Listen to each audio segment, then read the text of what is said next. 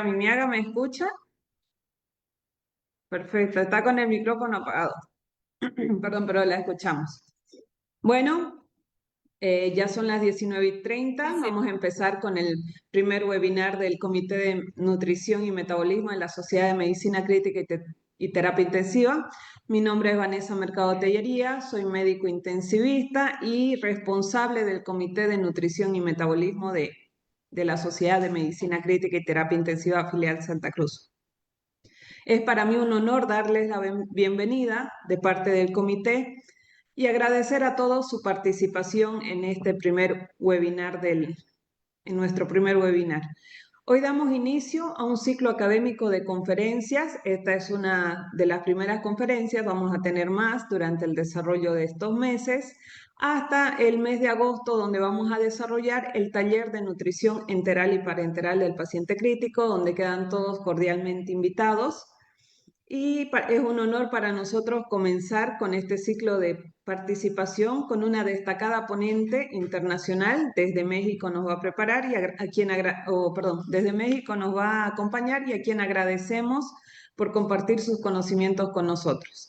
Es así que en esta oportunidad no estoy sola, me van a acompañar dos grandes y reconocidas colegas intensivistas, como ser la doctora Dubeice y la doctora Vivian Peña Rosales.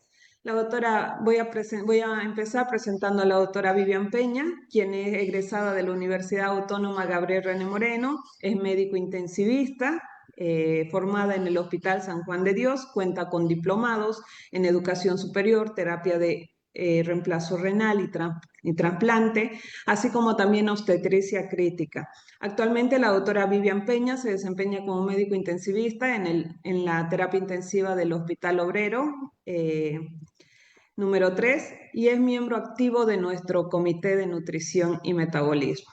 Sin más preámbulos, voy a dejarlo con la doctora Vivian Peña y nuevamente les doy la más cordial bienvenida a todos ustedes. Doctora Vivian. Gracias, doctora Mercado. Muy buenas noches, colegas. Agradecida por formar parte de este comité y también ver el apoyo, participación de todos ustedes en este webinar. En esta oportunidad también presentaré a nuestra siguiente moderadora, que es la doctora Dubeiza Linet Vargas Salazar. Ella realizó especialidad en urgencias médico-quirúrgicas, egresada del Centro Médico Raza, México, con una subespecialidad en terapia intensiva y medicina crítica, egresada del Hospital Cruz Roja Mexicana de Polanco, en México, y también cuenta con la alta especialidad en terapia intensiva neurológica, egresada del Instituto Nacional de Neurología y Neurocirugía Manuel Velasco Suárez de la UNAM en México. Actualmente desempeña sus actividades en el Hospital de Tercer Nivel Montero, Hospital Cosmil Santa Cruz y también como docente de la Universidad Autónoma Gabriel René Moreno. Bienvenida, doctora. Muchas gracias, doctora, por la presentación. Pues en este, para profundizar este tema de gran impacto, tengo el placer y el honor de presentar a la maestra Claudia Mimiga Hernández, una gran profesional, una gran amiga, con más de 32 años de experiencia, reconocida experta en el área, autora de muchos artículos. Su trayectoria se destaca por ser profesora investigadora de la Universidad Autónoma de México, coordinadora médica de la Unidad de Soporte Nutricional del Instituto Nacional de Neurología y Neurocirugía Manuel Velasco Suárez, licenciatura en nutrición, maestra en nutrición clínica, nutrióloga certificada en el Colegio Mexicano de Nutriólogos, miembro activo del Colegio Mexicano de Nutrición Clínica y Terapia Nutricional y ASPEN, certificado de Good Clinic Practice, educadora de diabetes, diplomado impartido en formación de docente, diplomado impartido en TIC y en educación, diplomado en economía de nutrición, diplomado en educomunicación, amplias distinciones y reconocimientos y publicaciones científicas. Es un gran honor poder estar con ella el día de hoy. Adelante, doctora, le cedo la palabra. Hola, ¿qué tal? ¿Me escuchan bien? Sí, doctora, ¿Sí? adelante. Perfecto. ¿Me podrían dar oportunidad de compartir mi presentación? si me ceden Ok, nada más ahorita ahí, la hacemos activar. hosted. Gracias. Pues bueno, mientras nos dan oportunidad, siempre es un gusto colaborar y compartir foros, ¿no? Con amigos, con colegas y con grandes profesionales. Muchas gracias, doctora Dubeiza, por pues, invitarnos y bienvenidos, ¿no? A este nuevo formato. No me permite, no me han dado oportunidad. Aún no, ahorita, a ver, denos un momento, por favor, doctora. Estamos en ello. Sí. Más bien agradecerle, doctora, por su tiempo y bueno, estamos muy ansiosos, ¿no? Como les decía anteriormente, es nuestro primer webinar, queremos arrancar con todo y con la trayectoria que usted tiene, estamos realmente bastante emocionados, ¿no? No sé si le Muchas permitieron gracias. ya. No, me dice que no permite el uso compartido de la reunión.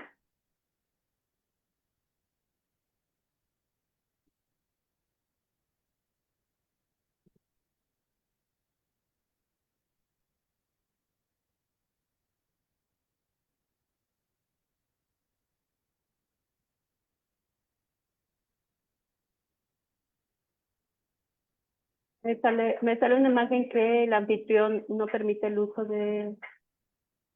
No sé quién sea el anfitrión. Entonces, si el anfitrión nos da chance, pues el anfitrión. Dice SBMCT1, filial Santa Cruz, es el anfitrión. Entonces, si nos da oportunidad, él. Doctor Zucca, ¿puede, por favor, darle el hoster a la doctora? No, Ya no le mandé un podemos. mensaje directo por el chat de Perfecto. la reunión. Muchísimas gracias, doctora. Sí, y ya le mandé solicitud igual. Ya lo permitió. Ya me dejó. Perfectísimo. Pues bueno, vamos a arrancar y pues a darle la patada a estos nuevos webinars, ¿no? De las áreas críticas, que esto siempre es interesante ver que hay interesados en la nutrición. A mí me emociona mucho por eso. Y vamos a hablar sobre el abordaje y evaluación del estado nutricional en el paciente crítico. Parte de los objetivos que vamos a abordar en estos minutos es la importancia justo del estado nutricional, pero no solamente como si es un paciente con obesidad, sin obesidad, desnutrido, sino en el pronóstico del paciente. Porque al final lo que nos importa en un estado crítico es cuál es su pronóstico, cómo podemos ayudarle desde el punto de vista nutricional. Y entonces vamos a abordar un poco la parte sistemática de la evaluación en la terapia con énfasis en la exploración física y vamos a analizar algunos scores pronósticos generales y muy específicos como es el Nutric y el MN Nutric. Dentro de la agenda hablaremos un poquito de los conceptos claves y el marco fisiopatológico que nos lleva a evaluar a este tipo de pacientes, cuáles son estos componentes, cómo se hace una exploración física dirigida, el score pronóstico de gravedad y el riesgo nutricional, que no es lo mismo, y vamos a aplicar algunos algoritmos y casos muy, muy breves. Empecemos por hablar de desnutrición en una terapia intensiva. La desnutrición, como sabemos, es aquella que nosotros tenemos cuando consumimos menos alimentos y esta disminución de consumo nos lleva a un cambio en la composición corporal y esto se nos va a ver reflejado en la composición de masa muscular principalmente y de masa grasa y masa muscular. Sin embargo, en la terapia intensiva, la desnutrición se asocia a una mayor mortalidad, a una mayor estancia prolongada y a más complicaciones infecciosas. Lo que nosotros buscamos es que el paciente salga rápido de la terapia intensiva sin, la expresión mexicana es, decimos, sin salir tan raspados, es decir, sin salir con tantas complicaciones, sin salir o saliendo con el mejor pronóstico que sea posible, ¿no? Normalmente lo que vemos es que entre el 30 y 55% de los pacientes hospitalizados presentan algún grado de desnutrición. Y entonces en la terapia intensiva la prevalencia puede ser aún mayor. ¿Por qué? Porque cambia, sobre todo en aquellos pacientes que tienen pues alguna condición sin duda de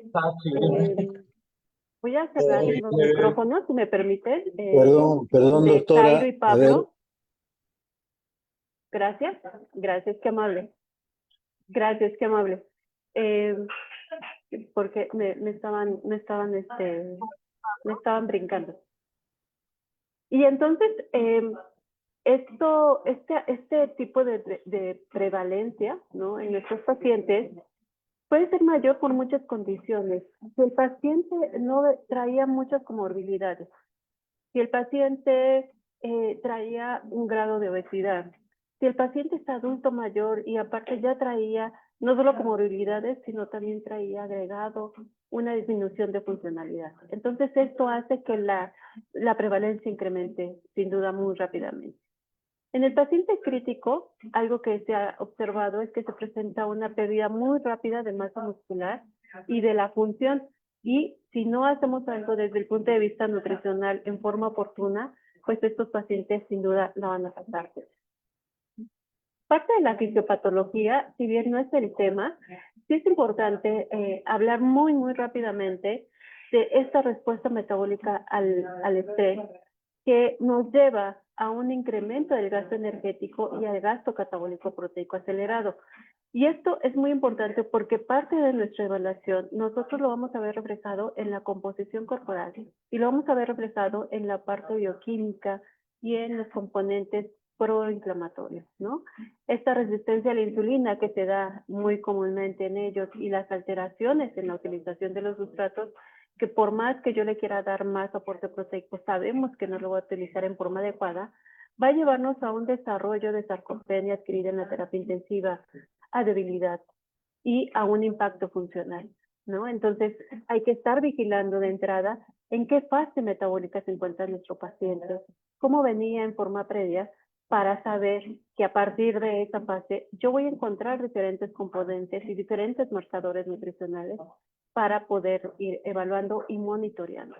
Entonces, muchos de estos componentes están relacionados justo con estas hormonas catabólicas como glucagón, cortisol, catecolaminas, pero también muchas están relacionadas con el estado inflamatorio como las interleucinas, ¿no? Y que esto, como podemos observar, modifica sin duda la composición corporal o la reserva de la composición corporal.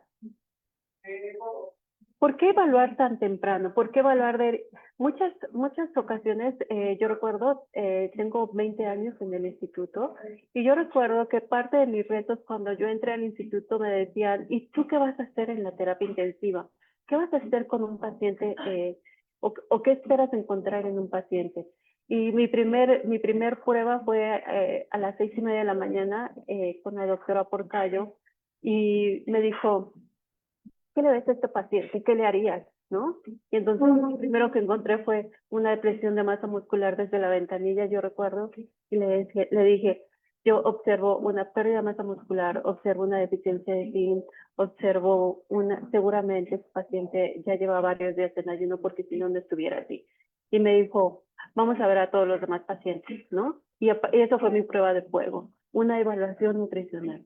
Entonces, ¿por qué evaluar tan temprano? Porque vamos a encontrar la pérdida de la masa y de la función muscular que puede ocurrir en etapas muy tempranas. Y cuando hablamos de muy tempranas, puede ocurrir en las primeras 48 horas. El retraso, por lo tanto, se va a asociar a desnutrición, sobre todo, ¿en dónde lo vamos a observar? A veces lo observamos en 48 horas, esta pérdida y esta depresión, empezamos a observarla, pero a veces ya la semana es excesivamente notorio. Las guías internacionales recomiendan un cribado o tamizaje, también conocido así, como dentro de las primeras 24-48 horas. Normalmente el tamizaje o el riesgo o el cribado nutricional es para identificar el riesgo. Y riesgo, visto desde el punto de vista estadístico, se correlaciona como la probabilidad de. Y la probabilidad de que presente esta desnutrición es muy alta en una terapia intensiva. Por eso se recomienda no solamente hacer un cribado nutricional, sino también hacer una evaluación nutricional sistémica en las primeras 24 a 48 horas. ¿Qué tamizamos y qué evaluamos? El tamizaje lo que busca es identificar en forma muy rápida, que no nos quite más de 5 minutos, identificar a qué paciente está en riesgo.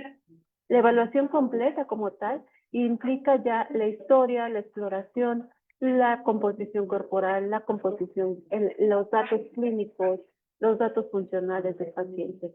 Y ambos datos, tanto el tamizaje como la evaluación, por lo tanto, van a ser complementarios y deben integrarse a la atención del paciente crítico.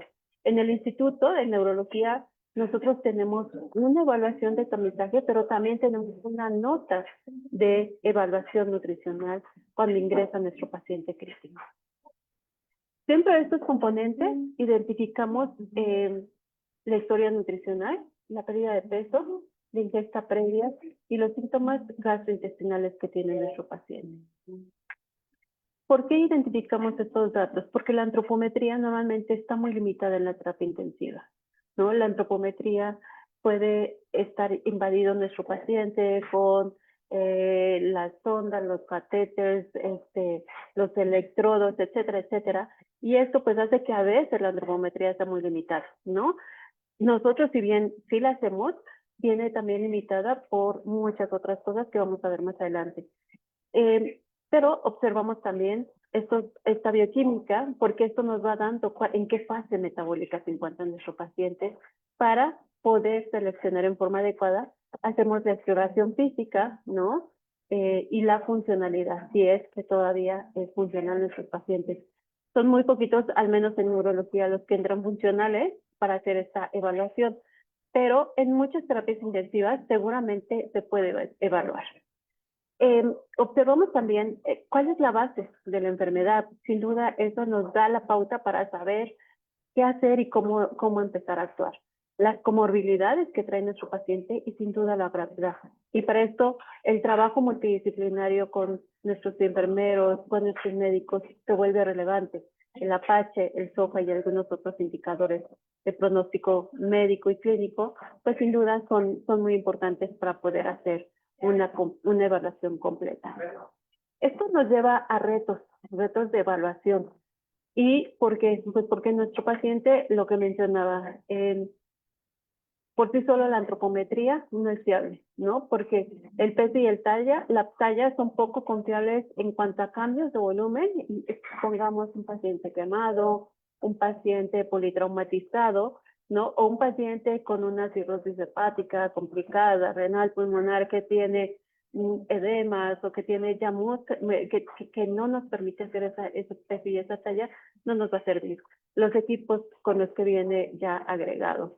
El paciente viene sedado o viene intubado y entonces no se puede hacer la historia directa porque está limitada.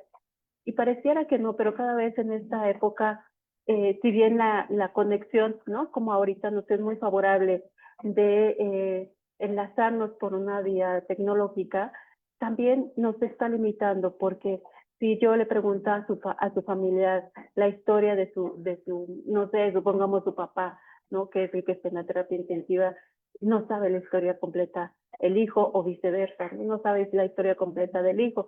Entonces, hoy nos hace falta conectar más con nuestras historias, incluso de salud en la familia, y esto también nos limita al momento de hacer esta evaluación. Los marcadores bioquímicos, como sabemos, la albúmina y la prealbúmina, pues alteran por la inflamación y por lo tanto no son indicadores de una reserva nutricional. Anteriormente se pensaba que la albúmina, y eso hace muchos años, cuando yo estudiaba hace más de 30 años en la universidad, pues se pensaba que la albúmina era un indicador de desnutrición. Hoy se sabe que es un indicador de inflamación y por lo tanto pues nos sirve para eso, para indicarnos el grado de inflamación correlacionado con muchos otros indicadores. Entonces, este es un resumen, ¿no? De cuáles son los tamizajes o cuáles son los riesgos nutricionales que tendríamos que realizar. Existen muchísimos, como ustedes observan, desde el MOS, el NRC 2002, el índice de riesgo nutricional, el índice de pronóstico de nutricional e inflamación, etcétera. Estos instrumentos, muchos son válidos dependiendo del tipo de paciente que tenemos, dependiendo de la terapia. Nosotros, por ejemplo, ¿cuál usamos? Nosotros utilizamos el MOS, que es el Malnutrition Universal Screening Tool. Este tamizaje, ¿por qué lo usamos, por ejemplo, nosotros en el instituto? Porque lo validamos se validó en nuestra población y porque abarca dos cosas que nos es muy importante, al menos en nuestra población mexicana. El paciente tiene normalmente, muchos lo tienen desnutrición o muchos tienen obesidad. Ese es un indicador, un tamizaje que abarca las dos partes. Pero también identifica pacientes adultos y adultos mayores, ¿no? Entonces nuestra población, como es adulta y adulta mayor, nos embona perfectamente y es un indicador o un tamizaje que le queda perfecto a nuestros pacientes con daño neurológico. Pero ustedes pueden decidir cuál, lo más importante es cuál le acomoda más a nuestro paciente. Dentro de los antropométricos, decíamos, ¿no? Apetito, cambio de peso, pérdida de peso, porcentaje de peso ideal, la pérdida de peso en relación con el peso ideal, ¿no? O bien algunos indicadores de consumo. Casi no se hace lo que les decía, pero también se llegan a evaluar algunos componentes como tristes, recientemente como el cambio, ¿no? De suplementos, el paciente venía tomando suplementos, no venía tomando suplementos, la cambio de la vía era oral y pasó a ser sonda, etcétera. Y pues, tomamos muchos indicadores hoy en día que son circunferencias, que ya les hablaré más adelante. Y observamos mucho estas severidades, este grado de estrés, la presencia de una enfermedad aguda, que nos sirve mucho la albúmina, la prealbúmina, la cuenta total de linfocitos, en la parte de severidad con la PCR, por ejemplo, que nos es un indicador muy importante, que es al menos el que tenemos nosotros, el indicador como transferrina, que también nos sirve como indicador en algunos pacientes, no en todos, si tiene una falla hepática, una falla renal no nos va a servir mucho, pero en algunos otros sí. Y algunos indicadores pronósticos, como el Apache y el TOFA. Lo más importante aquí es que nos podemos apoyar siempre en los familiares, aunque no siempre decíamos tiene su sesgo, en registros previos, ya ha venido un paciente, es su segunda, su tercera visita por la terapia, eso hay que observarlo, y por eso es tan importante documentar todo, ¿no? A veces obviamos desde la primera cita, y entonces cuando vamos en la tercera, decimos, bueno, al paciente le dimos muy buenas las indicaciones, pero no se documentaron y no tenemos la historia. Y entonces, al final nosotros mismos estamos generando un sesgo. Y esto es importante, las observaciones del equipo. Y técnicas de composición corporal que también pueden ser útiles y que, pues, tristemente no todos tenemos en nuestras instituciones, como ultrasonidos, como tomografías, como impedancias, que son útiles, pero son también muy poco viables. Desde el punto de vista de exploración física y nutricional, es muy importante y al menos desde la nutrición, desde la nutriología, es un pilar para detectar emaciación, para detectar pérdida de masa muscular, de grasa subcutánea. Nos permite identificar en forma muy temprana los cambios que no son evidentes por cambios en la composición corporal o el índice de masa corporal, o en el peso, por ejemplo, en pacientes con edema o con obesidad. Pero cuando vamos monitoreando a la larga, esto en forma seriada, es decir, en un seguimiento adecuado, nos sirve mucho para ver la evolución del paciente, para saber si estamos haciendo las cosas adecuadas o estamos quedándonos cortos en algún momento. ¿Cuáles son los principios de esta exploración? Valorar siempre el contexto del edema en el paciente, los dispositivos y la posición del paciente. Algo que a veces nos hace falta, ¿no? Es la iluminación adecuada, exponernos de manera respetuosa a las regiones a valorar, ¿no? Esta empatía y esta compasión, ¿no? Desde cómo trato a mi paciente. Esto es bien importante, porque a veces el hecho de que estén cesados no quiere decir que tengamos que ser invasivos también con ellos. Y algo que es importante, registrar los hallazgos con lenguaje descriptivo y evitar términos ambiguos. Yo creo que tiene pérdida de peso, ¿no? Sí, pero ¿qué pérdida de peso en dónde? ¿En dónde está esta disminución de masa muscular? ¿En gastonemios? ¿En temporales? ¿En qué área específicamente para nosotros identificar ese grado de desnutrición? Normalmente una desnutrición aguda se ve principalmente en la parte superior, los primeros que se detectan son los temporales, Y una desnutrición crónica normalmente la vemos en gastrocnemios, por ejemplo. Entonces, esto nos da mucho punto de partida para hacer esta punta de exploración. A nivel de tejido adiposo, las regiones claves son la grasa orbital, los pliegues tricipitales, la región torácica y lumbar, ¿no? Este hundimiento orbitario de la piel pegada o pegada a las costillas puede sugerir una depresión de grasa, y muchos pacientes llegan así. Entonces hay que comparar, ¿no?, con registros previos o con fotografías cuando sea posible. Nosotros normalmente pedimos autorización para poder tomar fotografía de esa parte en particular para, por ejemplo, sobre todo en deficiencias, lo hacemos muy frecuente en deficiencias de zinc, ¿no? Tenemos imágenes, se me olvidó pegárselas, pero un paciente con cortaduras y con una deficiencia así muy marcada, como si fuera una descamación, ¿no? Como si se hubiera ido a la playa, yo le digo, sin irse a la playa, ¿no? Solamente por estar en la terapia intensiva. Y cuando nosotros suplementamos ese zinc, se va viendo a los 7 días, 8 días, cómo se va mejorando y después cómo queda hermosa la piel, ¿no? Tersa, firme, porque hemos cubierto esa deficiencia. Entonces eso nos puede servir también para poder evidenciar esa depresión. En el caso de los músculos, hay que evaluar lo que decíamos, los músculos temporales, los deltoides, los pintaróseos de la mano, ¿no? Los cuádriceps, los gemelos o gastrocnemios, la concavidad está así en estos hombros, ¿no? En pico y con prominencias óseas, pues va a sugerir sin duda una pérdida de masa muscular. Y estas observaciones en forma seriada pues nos va a permitir también identificar si hay una progresión hacia la sarcopenia, ¿no? Que son parte de esos componentes de pérdida de masa muscular más funcionalidad o solamente pérdida de masa muscular. Algo que podemos tener y que podemos sacarle provecho es a nuestro ultrasonido. Normalmente el ultrasonido anteriormente solo se consideraba para medir un ultrasonido con Doppler, ¿no? Para hacer pruebas como tal, ¿no? De Doppler, de circulación, etcétera.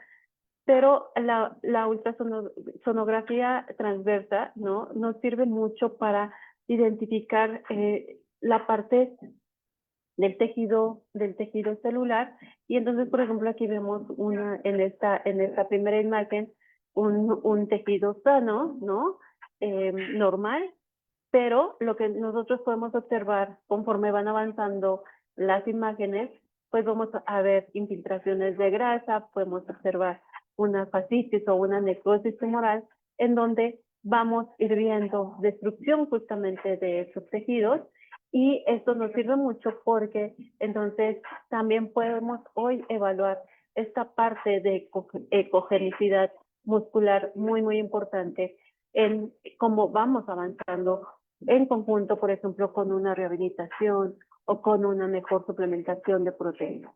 Entonces, hoy es una evaluación que también es viable, que pareciera que es muy cara, pero no es tan cara, ¿no? En el instituto hicimos cooperación, compramos un ultrasonido, se están haciendo pruebas y esto está padre porque al final es para, pues, es como, yo les digo, es como comprarnos muchos cafés, ¿no? A veces, y pues bueno, optimizar recursos para mejora de nuestra práctica y de nuestro paciente. Algo que hay que identificar es el edema, ¿no? Y estos fluidos, si es un edema periférico, si es sacro, si es ascitis, o si el paciente ya tiene una anastática. Y este edema normalmente puede ocultar la pérdida de peso o puede alterar la interpretación de la antropometría.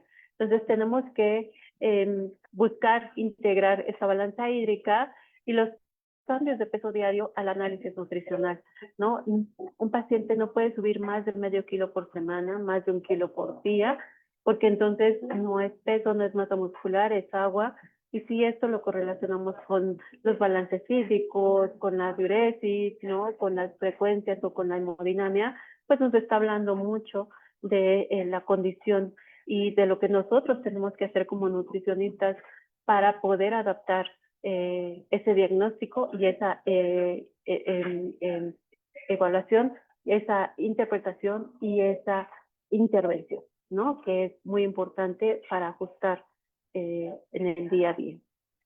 Algo que evaluamos muy de cerca, lo que les mencionaba, la piel, la mucosa y la eficiencia de los micronutrientes. Normalmente cuando vemos al paciente a veces de lejos decimos, ese paciente no es de ayuno, ¿no? Eso porque lo vemos normal, pero cuando entramos ya de cerca y sacamos casi el ojo de microscopio, pues observamos pieles delgadas, pieles con retraso en cicatrización, con equimosis, que puede sugerir déficits nutricios, ¿no? La cheilitis, la biositis, las cándidas, ¿no? Que son indicadores también de vulnerabilidad.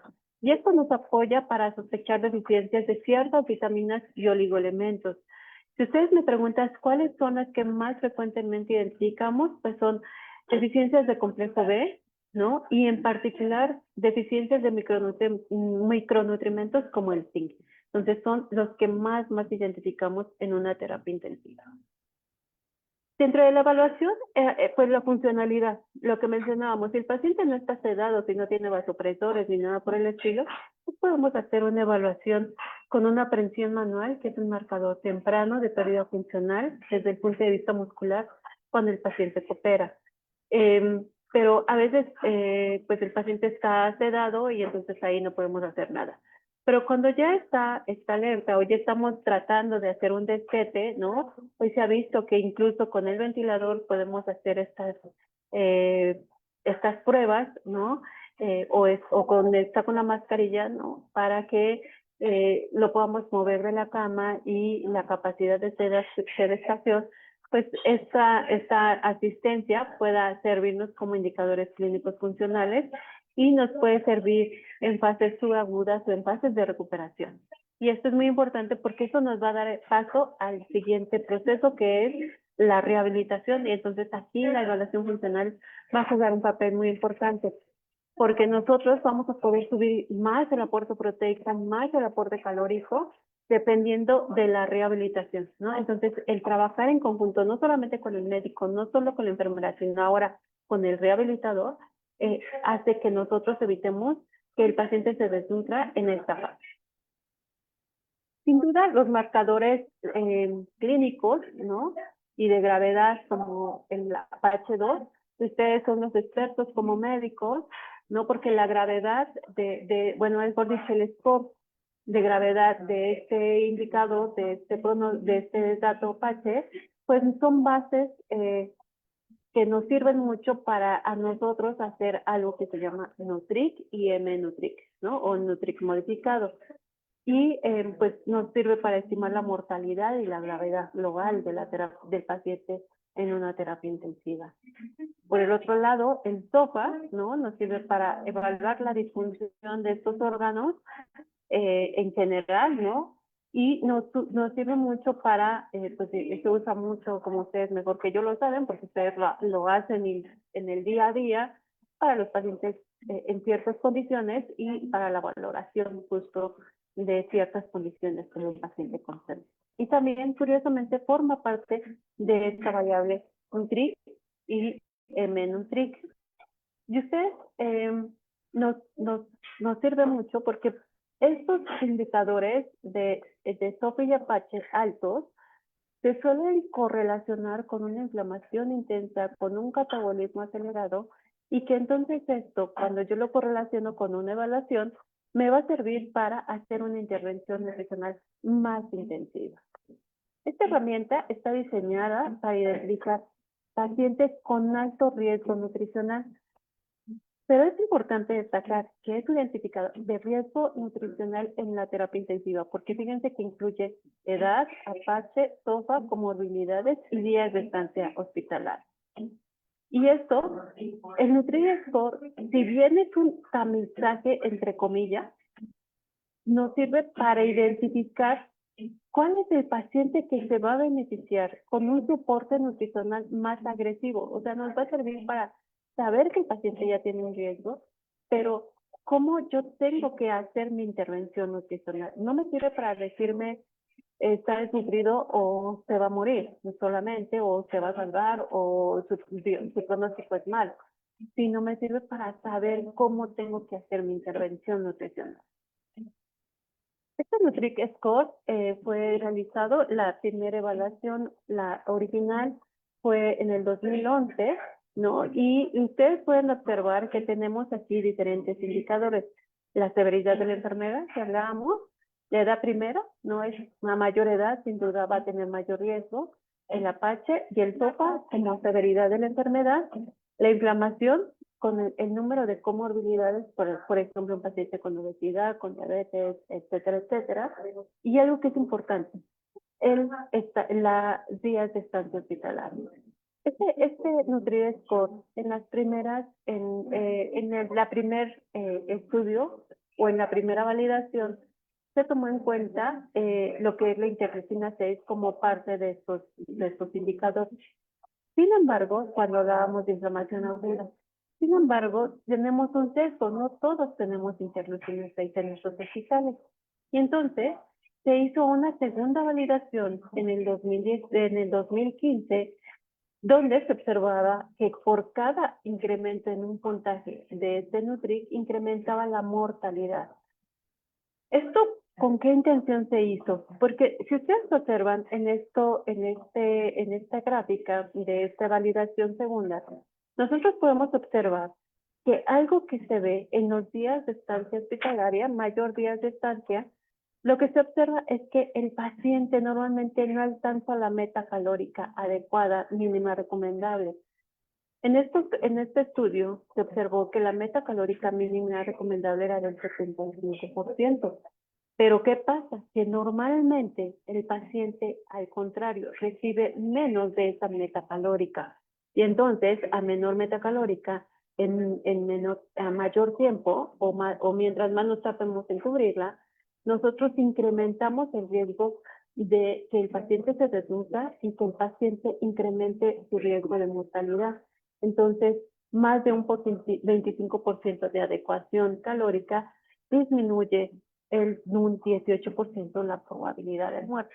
Esto es importante porque parte de esta evaluación de NutriScore nos demuestra entonces que un riesgo elevado de no intervención adecuada, no podemos nosotros augurar un éxito nutricional en nuestro caso. Este NutriScore, como les decía, se modificó. La primer variable presentaba interleucinas, la segunda variable ya no las presenta y entonces se da un ajuste de rango, ¿no? Donde dice, si te salen 4 puntos, ¿no?, de estas escalas, es un bajo riesgo y entonces tú puedes ir pausando o ir más despacito para progresar nutricionalmente a tu paciente. Pero si te sale un puntaje de 5, es un riesgo alto y entonces este está asociado con peor desenlaces clínicos de mortalidad de ventilación y entonces esto lo que te invita es a hacer una terapia nutricional agresiva. Vean qué importante es este tamizaje entonces. El modificado, aunque hagamos el modificado que no tiene interleucinas, nos va a ir muy bien. Nosotros en el hospital lo hacemos, se tiene que hacer las primeras 24 horas porque estos son mandatos de las primeras 24 horas de estancia y entonces normalmente a partir de ahí decidimos nuestra intervención nutricional. ¿Para qué nos sirve a nosotros como nutricionistas? Porque a veces nos cuestiona el médico, ¿por qué le das tan poquito a nuestro paciente? ¿Por qué estás dándole tanto, ¿no?, de golpe, etcétera, etcétera? Porque si bien las guías dice hay que empezar con una forma muy despacita, de 0.8 o de 8 calorías por kilogramo de peso, etcétera, etcétera, y ir progresando, en este tamizaje nos sirve para tomar decisiones mucho más puntuales, más acertadas. Esto, lo que les decía, normalmente nos ayuda a priorizar y nos sirve para reevaluar en forma seriada, especialmente en estas estancias que a veces pueden ser muy prolongadas. ¿Cuáles son su utilidad? La utilidad es pues, lo que ya mencionaba, la gravedad, la disfunción, ¿no?, y el enfoque para hacer una intervención adecuada y hacer una clasificación adecuada de desnutrición. ¿Cómo abordamos a partir de este algoritmo? Pues bueno, normalmente en las primeras 24, 48 horas calculamos este Nutric. revisamos el Apache, revisamos el SOFA, ustedes a veces ya lo aplicaron, nosotros lo volvemos a evaluar y hacer para corroborar y priorizamos, ¿no? Si es más de 4, damos una nutrición integral temprana, cubrimos o estimamos, vemos hacia dónde vamos para establecer las metas calóricas y proteicas.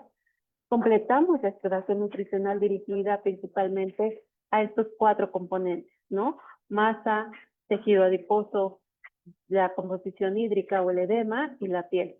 Y reevaluamos en forma periódica para observar estos cambios en la exploración de ingesta, ¿no? Que sea efectiva, ya sea por sonda, ya sea por enteral, parenteral o vía oral. Y estamos vigilando estos scores, ¿no? En forma frecuente. Para concluir un poquito, aquí les pongo estos datos y esto nos dice un poco. Tenemos el ejemplo de un paciente con obesidad, ¿no? Con un índice de masa corporal de 32, con sepsis abdominal y con un Apache 2 elevado. Desde el punto de vista de exploración, observamos pérdida de masa muscular en cuádriceps, deltoides, edema, ¿no? Ligeramente en miembros inferiores. Y tiene un NUCRIC alto. Entonces, eso demuestra que la obesidad no excluye el alto riesgo nutricional y que a veces el dejar en ayuno este tipo de pacientes puede llevarnos a mayor riesgo y a peor pronóstico nutricional. Esto, ¿por qué lo pongo en la mesa? Porque normalmente un paciente con obesidad casi siempre tiene menor o tiene menos masa muscular, ¿no? Y para esto hoy hay ajustes de circunferencias de masa muscular y de brazo a partir de obesidad, en donde se correlacionan estas disminuciones para poder identificar esta pérdida. Y esto es muy, muy importante para poder tomar decisiones adecuadas. Y no dejarlos en ayuno, porque normalmente es muy común que un paciente con obesidad se quede en ayuno porque digan y dicen, tienen buena reserva. Sí, lo que más gasta un paciente en estado crítico es músculo, y lo que menos tiene normalmente es músculo, porque lo que tiene más es grasa, ¿no? Y entonces ahí hay que poner en la balanza cuánto tiempo podría aguantar un paciente en estas condiciones. En el caso muy frecuente de un adulto mayor frágil, por ejemplo, un paciente de más de 75 años, con múltiple comorbilidad, con estancias hospitalarias previas, ¿no? Que a veces son muy prolongadas por las condiciones propias. Aquí tenemos que ir explorando y entonces, por ejemplo, en este tipo de pacientes observamos todo lo contrario. Observemos grasas muy disminuidas, músculos temporales a veces hundidos o edema en miembros inferiores. Y cuando hacemos nosotros tanto el tamizaje como el Nutri, pues podemos observar a veces estos que están alterados y que son muy altos. Entonces aquí tenemos que priorizar en el soporte nutricional que le vamos a dar a nuestro paciente y en una rehabilitación temprana.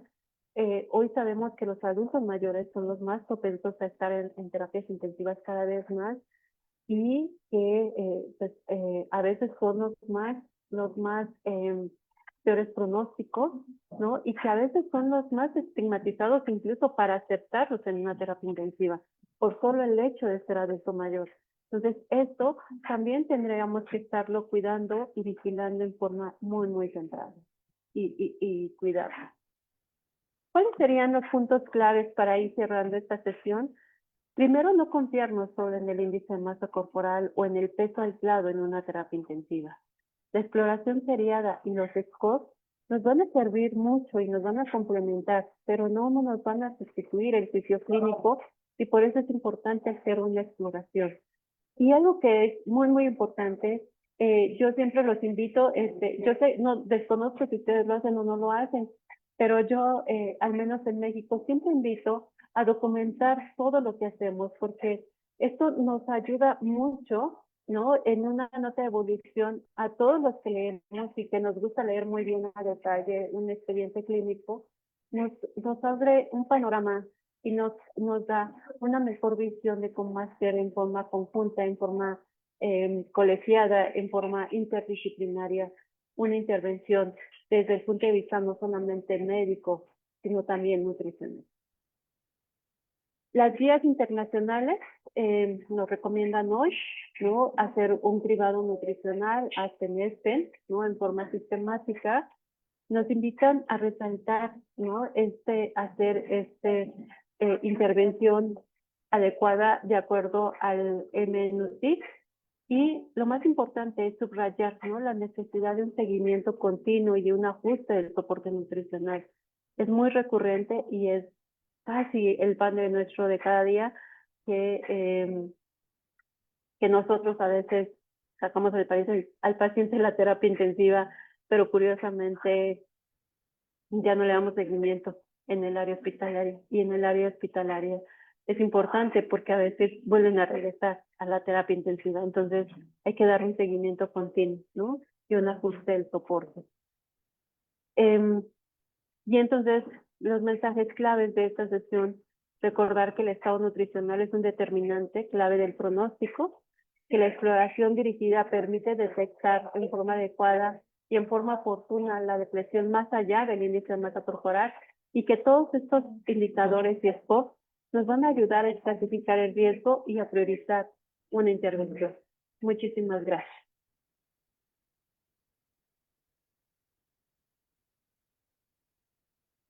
Muchas gracias, doctora Memiaga, por brindarnos tan valiosa información desde su experiencia con el manejo nutricional y los scores utilizados en estos pacientes críticos. Esperamos las preguntas. Mientras los colegas puedan emitir sus consultas, quería hacerle una pregunta, doctora. Con respecto a la estrategia en los pacientes con distrés respiratorio severos que están en prono, ¿usted qué recomendaría en caso de que aquellos pacientes tengan una alta intolerancia gástrica? En cuanto a evaluación o en cuanto a intervención.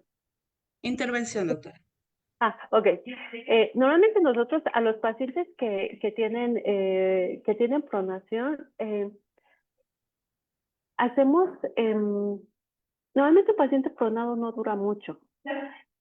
Anteriormente se pensaba que un paciente pronado no se tenía que nutrir. Hoy se sabe que se puede nutrir por dos formas, ¿no? Se puede dar la nutrición enteral y de acuerdo a la tolerancia gástrica, nosotros utilizamos dietas densas desde el punto de vista nutricional y bajos volúmenes, ¿no? Porque esto permite a nuestro paciente que vaya tolerando y que no dé justamente esta intolerancia. Ejemplo, usamos dietas altas en proteínas con una adecuada distribución calorías, pero damos una dieta calórica 2:1, por ejemplo, o sea, 2 calorías por 1 mililitro hasta 2.5 calorías por mililitro. Entonces esto hace que tenga muy poquito volumen. Me refiero a una lata, por ejemplo, de 237 mililitros, nos da 450 hasta 500 calorías, y entonces bajamos mucho volumen y esto hace que pareciera que estamos estimulando tróficamente, ¿no? 10, 15 mililitros, 20, 30 mililitros por hora, pero estamos dando y cubriendo ese aporte calórico. Normalmente dejamos, al menos en el instituto, tratamos de dejar en ayuno la noche para que dejemos descansar esa parte gástrica, ¿no? Como si fuera un paciente, entre comillas, normal, como nosotros, y después damos, ¿no? De 6 de la mañana a las 12 de la noche la dieta para que esté recibiendo en forma continua el aporte. Si no tolera la gástrica, entonces recurrimos a la parenteral, pero casi siempre sí la tolera. Casi la mayoría de las veces con este esquema es bien aceptado por el paciente, la mayoría. Gracias, doctora. Muchísimas gracias, doctora Mimiaga, realmente por la exposición, brillante exposición. Mientras los participantes se van animando a más preguntas que pueden dejarlas en el chat del webinar, me gustaría saber, en su experiencia, en los pacientes con edema generalizado, balance positivo hídrico, ¿cómo evitan los errores a lo que es interpretar el peso y la antropometría de estos pacientes? Usamos mucho la escala de Godet, ¿no? Cada cruz nos va diciendo que cuántos kilos de agua hay que retirarle y nos basamos más en estos bioquímicos, ¿no? Estos bioquímicos no son muy importantes. Cuando tenemos estas edemas o estas anacarcas, a veces el peso por sí solo no nos sirve. Y entonces lo que nosotros utilizamos es el peso teórico. El peso teórico, a partir de ello, echamos los estimados, hacemos nuestro cálculo y, y vamos observando mucho perímetros a veces y el índice de Godet, ¿no? Si va disminuyendo poco a poco. Nos sirven mucho los balances que ustedes nos dan. Si vemos que tiene un balance positivo de 3000, de 2000, ¿no?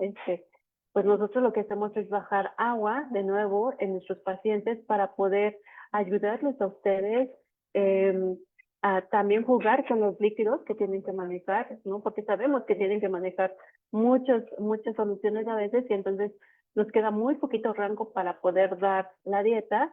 Entonces damos dietas concentradas y con eso nosotros vamos evaluando, ¿no? Nosotros, al menos en la terapia en neuro, tenemos el peso cama y normalmente se calibra antes de ingresar el paciente. Ya tenemos medidas, ¿no? ¿Cuántas sábanas tiene? Sabemos que cada sábana, por ejemplo, las nuestras pesan medio kilo. Cada almohadilla o yo les digo gelatina, ¿no? Pero estos componentes que le ponen para que no haga úlceras por presión y cosas por el estilo, sabemos que pesan medio kilo igual. Entonces contamos cuántas sábanas y eso se lo restamos al peso cama para que saber cuánto pesa el paciente. Y entonces monitoreamos todos los días ese peso también. Entonces eso nos sirve mucho para poder saber si el paciente va bajando o no le estamos ayudando y ajustar el aporte hídrico, el aporte calórico y el volumen, sobre todo, de acuerdo a las condiciones del paciente. Bueno, Perfecto, doctora, muchas gracias. doctora, maestra Mimiaga, qué grato es poder escucharla. Tengo, bueno, algo que usted recalcó y me pareció muy importante es acerca de que es importante no confundir el tamizaje versus el diagnóstico de nutrición, ¿no? Ya que el tamizaje va a determinar el riesgo, como usted mismo le decía, del problema, y el diagnóstico va a determinar la presencia del problema. En este caso, yo particularmente aquí en mis pacientes, lo que yo uso el tamizaje es el MUST, para los pacientes neurocríticos. Pero, ¿qué escala aparte del MUS más nos recomendarían usar y para complementar el tamizaje en estos pacientes neurocríticos? Hay varios tamizajes, comentó, ¿no? Pero ¿cuál sería el ideal aparte del MUS? O sea, el primero sería el MUS, hacer el Nutri-Score, que es clave para identificar el pronóstico, y las escalas pronósticas, dependiendo de la condición, ¿no? Las escalas pronósticas nos sirven mucho. Los índices de Charson, si es neurológico, pues el NISH, ¿no? Sabemos que un NISH alto nos va a llevar a un mal pronóstico, un MEGO, si es un Guillain-Barré, un Fisher, una GES, todas estas escalas pronósticas siempre nos sirven a nosotros, por ejemplo, como nutriólogos, porque nos van a decir qué tanto vamos a poder ayudarles a ustedes desde un punto de vista nutricional. Pero si quieren hacer más indicadores, por ejemplo, quirúrgicos, que ese no lo puse, ese cabe mencionarlo, y ahorita que lo menciona. Por ejemplo, un prequirúrgico, un PONS es muy útil porque estas escalas de POMS miden justamente el MOS y lo correlacionan con la albúmina. Un POMS alto, sabemos que si el paciente, por ejemplo, ingresa a una terapia intensiva, usted hace el MOS y se suma la albúmina y la albúmina es menos de 3, sabemos que tiene un riesgo alto de que tenga menor recuperación en el postquirúrgico, ¿no? Supongamos que es un paciente que entra a la terapia, pero apenas va a pasar a la terapia, al área quirúrgica, entonces evaluar un PONS nos serviría mucho para poder identificar pues, el tipo de recuperación, ¿no? En un paciente crítico, quirúrgico en este caso. Entonces, un PON podría ser útil en esas condiciones quirúrgicas particulares. Una Se le pregunta, agrega solamente la albúmina como tal. Sí. una pregunta más. He leído acerca de la dieta mediterránea como un efecto en la neuroprotección. Actualmente yo creo que la están iniciando, ¿no? O bueno, ya tienen una amplia experiencia en el Instituto de Neuro. Vi que el maestro Gabriel en sus exposiciones lo comentaba. ¿Qué ventajas tiene, estimada maestra, usar la dieta mediterránea en nuestros pacientes neurocríticos graves? En el paciente neurocrítico nos va a servir mucho. Sin duda, la dieta mediterránea, lo que se ha estudiado el Predimed, que es como tal el artículo original, no publicado desde hace muchos años, Predimed nos dice, y lo que he encontrado, hicieron 3 cortes, bueno, 3 brazos. El primer brazo usaron alimentos de la dieta mediterránea, principalmente a base de nueces. En el segundo brazo usaron aceite de oliva y en el tercer brazo fue el placebo.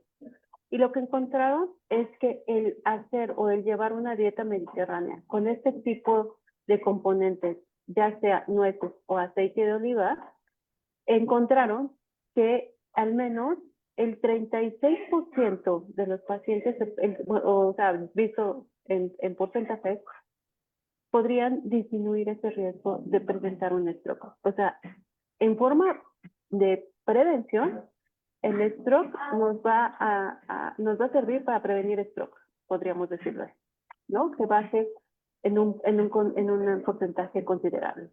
En un paciente crítico que ya le dio un stroke, que ya está en una terapia intensiva, no hay muchos estudios. Tristemente, lo que nos puede servir mucho es utilizar componentes inmunomoduladores, utilizar aceites omega 3, utilizar una fuente adecuada de proteínas de suero de leche, glutamina, actinina, ¿no? Eso nos puede servir mucho porque esto sí nos va a ayudar a una recuperación desde el punto de vista neurológico. Hace algunos años nosotros hicimos un estudio utilizando fórmulas enterales inmunomoduladoras. Usamos 2 fórmulas, una que tenía glutamina, albúmina, o más bien proteína de suero de leche, lactoalbúmina, y tenía componentes adecuados de glutamina. Y otra fórmula que tenía omega 3, porque la primera no tenía glutamina, omegas. Entonces, hicimos una dieta inmunomoduladora completa con estos 5 mononutrientes, y lo que vimos es que nuestro paciente crítico y neurocrítico le iba muy bien, a tal grado que podíamos ayudar. Era algo que no buscábamos ver cómo se beneficiaban.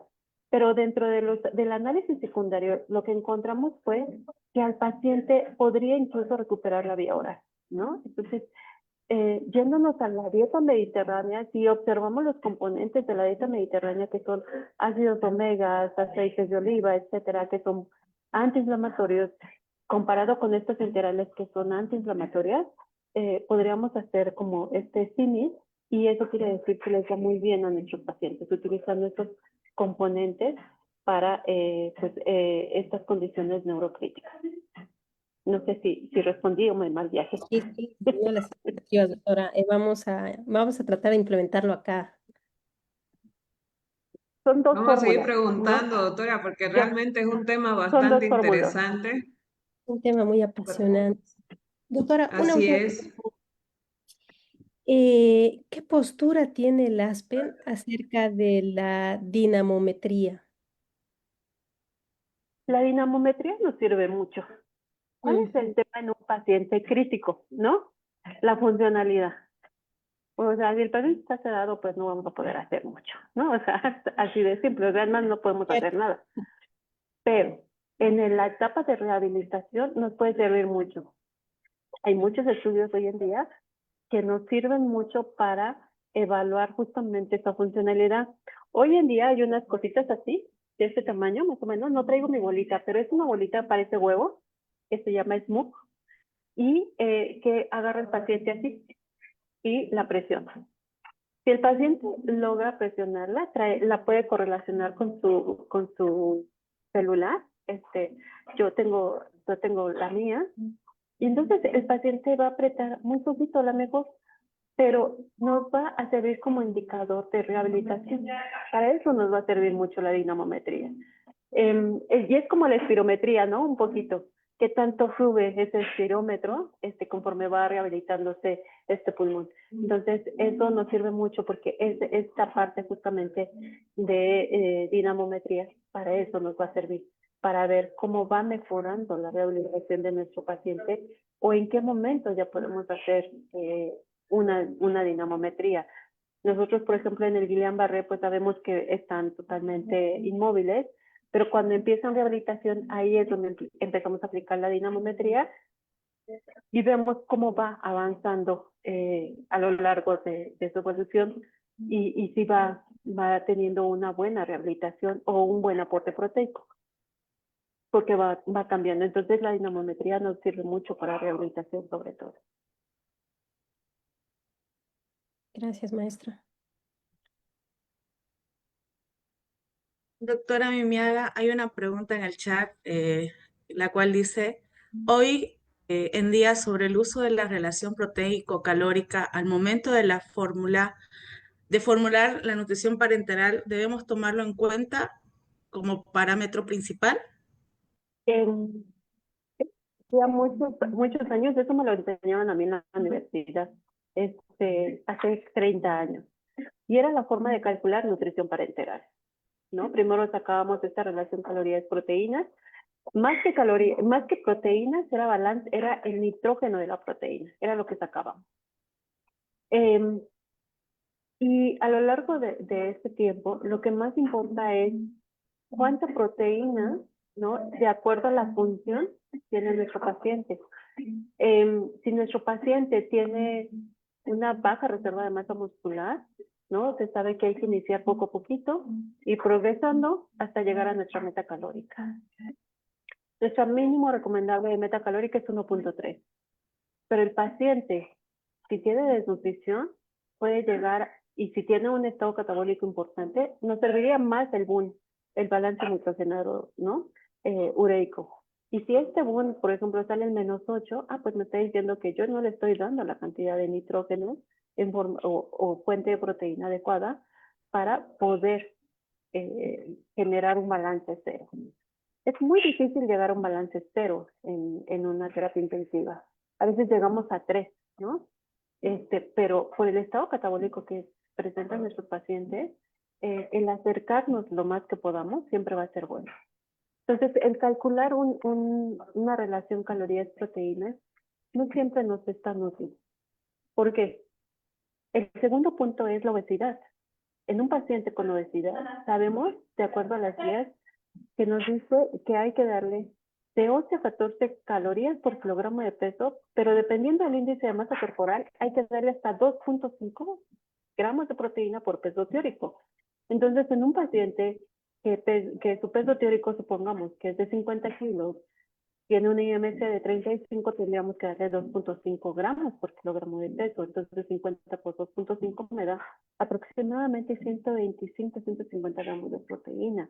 Entonces, tendría que darle yo, esa relación no se cumpliría. Sería una relación de, si bien nos va, de 60 a 70 por 1 gramo de nitrógeno. Entonces, nos quedaríamos cortos y nos quedaríamos fuera de ese rango permitido. Si el paciente está normal, es un paciente que queda dependiente de una nutrición parenteral, lo más seguro es que va a cubrir como nosotros. Si ustedes sacan su cálculo normal de calorías relación nitrógeno, normalmente oscila entre 120 y 151, que eso es lo normal, ¿no? Entonces, para alguien normal, pues está bien. Para alguien en rehabilitación o alguien que ya está de salida o que va a quedar con una nutrición parenteral de tiempo prolongado, estaría bien sacar una relación. Pero alguien que fluctúa tanto como en una terapia intensiva, lo más importante es calcular el aporte proteico sin importarnos esta relación calorías-proteínas. No sé si me expliqué o me expliqué mucho.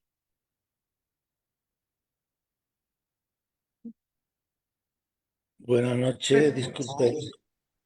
Buenas noches. Adelante, doctor, buenas noches. Bueno, felicidades, doctora Clau. Muchas gracias por el tema. Mi pregunta básicamente va en este sentido. ¿Cuál es el principio o el fundamento cuando usted define y la definición de una nutrición agresiva? ¿En qué casos es posible aplicar este tipo de nutrición? ¿A qué exactamente se refiere? Puedo Bueno, estar pensando en base a proteínas, carbohidratos, lípidos, no sé. A ver. sí.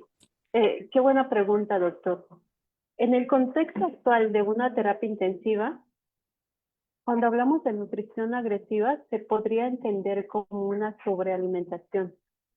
Se ha generado cierta controversia. Y cuando hablamos de alimentación agresiva, es una nutrición, o es, mejor dicho, una terapia nutricional temprana, que no nos esperemos después de 7 días, obviamente, una vez que esté estable hemodinámicamente nuestro paciente, pero nos referimos a una nutrición temprana, si ya está estable, no dejarlo más tiempo en ayuno, que sea individualizada, ¿no?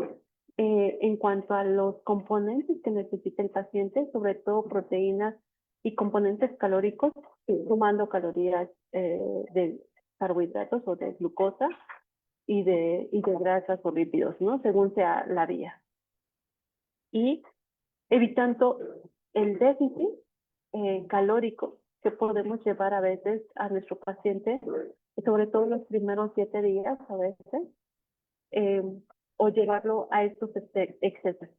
Tradicionalmente, anteriormente se pensaban en usos de aportes calóricos y proteicos muy, muy altos, ¿no? Y esto hace algunos ya más de 10, 15 años, se observó que corregir tan rápido llevaba a síndrome de realimentación, en particular en la nutrición parenteral.